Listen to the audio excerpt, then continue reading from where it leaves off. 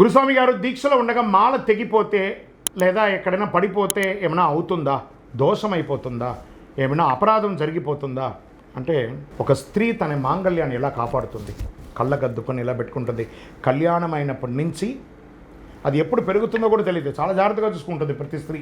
ఇది వచ్చి మాంగళ్యాన్ని జాగ్రత్తగా చూసుకునే వాళ్ళకే కానీ తీసి తాలిబొట్టుని పక్కన పెట్టే వాళ్ళకి కాదు. ఇది మాంగళ్యాన్ని కళ్ళగద్దుకొని చూసుకునే వాళ్ళు ఇంకా ఉన్నారు. అలాగే మనం మాల వేసుకునేటప్పుడు అందులో ఒక ముద్ర మాల ఉంటుంది, ముద్ర ఉంటుంది, అయ్యప్ప ముద్ర. మనం కళ్ళగద్దుకొని ఆరతి ఇచ్చినప్పుడు, బొట్టు ఇచ్చినప్పుడు ఆ మాలను చూసుకుంటాం కదా, అది జాగ్రత్తగా చూసుకోవాలి. అందుకే తోడు మాల అని చెప్తారు. రెండో మాల, ఒక మాల తెగిపోయినా ఇంకో మాల కాపాడుతుంది కాబట్టి ఆ తోడు మాల ఉండాలంటారు. టెక్నికల్గా తెగుతుందే కానీ కావాలని ఎవరు పెంచేది కాదు కాబట్టి ఆ ఒక మాల తెగడం వల్ల దోషం అంటూ ఏం లేదు. ఇమీడియట్గా దాన్ని ఇంకొక మాల మార్చుకొని వేసుకోండి. దాన్ని అపార్థంగా భావించకండి. దానివల్ల అయ్యప్ప వచ్చి డైరెక్ట్గా నువ్వు మాల తెగిపోయింది అని చెప్పి సూనం తీసుకొచ్చి విల్లంబు పెట్టుకుని మనల్ని పొడిచి మనకేమేమి అనర్థాలు ఏం చేసాడు.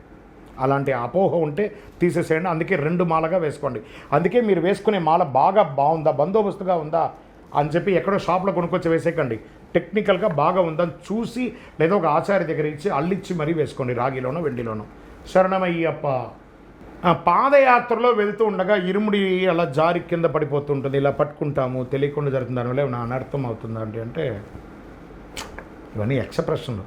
టెక్నికల్గా విరిగిందండి. అదన్నా ప్లెయిన్ రోడా, అప్ అండ్ డౌన్, కళ్ళుం ముళ్ళం కాళ్ళకు మెత్తై స్వామియే. అయ్యప్ప ఏటవాలుగా ఉంటుంది, దిగుగా ఉంటుంది, పక్కకు ఉంటుంది, వంకర టింకరగా ఉంటుంది. అందుకే ఇరుముడిని ఇలా దారం వేసి టవల్తో కట్టేసుకోండి, లేదా ఒక చెయ్యి ఇలా పట్టుకోండి. పొరపాటుగా ఏదైనా జరిగితే దానిది దోషంగా తప్పుగా భావించకండి. అందుకని కావాలని పడేయకూడదు, చేత్తంతో పట్టుకొని నడవకూడదు. జాగ్రత్త పడండి. అది దేవుడికి అభిషేకం చేసే వస్తువులు కదా, దాని మీద మీకు కేర్ ఉండాలి కదా, ఉండాలి కదా, ఉండాలి. శరణమయ్యప్ప. ఒకసారి మాల వేసుకున్న మాలను మళ్ళీ వేసుకోవచ్చా? అది బంగారంలో అల్లారా, వెండిలో అల్లారా, లేదా కాపర్లో అల్లారా? బంగారంలో అల్లింది మళ్ళీ తీసేస్తారంటే తీసేస్తారా? వెండితో అల్లింది తీసేస్తారా?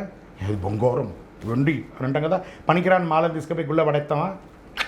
మేమంతా కొన్ని ఏండ్లు మా బాల్యం నుంచి ఉన్నటువంటి మాలని ఇప్పటికీ వాడుతున్నాం. ఇప్పుడు నేను ఈ రుద్రాక్ష మాల వేసుకున్నాను చూస్తారా, ఎన్నో ఏండ్లది. తెగిపోను దాన్ని పెంచుకుంటూ మళ్ళీ కట్టుకుంటూ వేసుకుంటూ ఉంటాం. ఇవన్నీ అదే వేసుకోవాలి.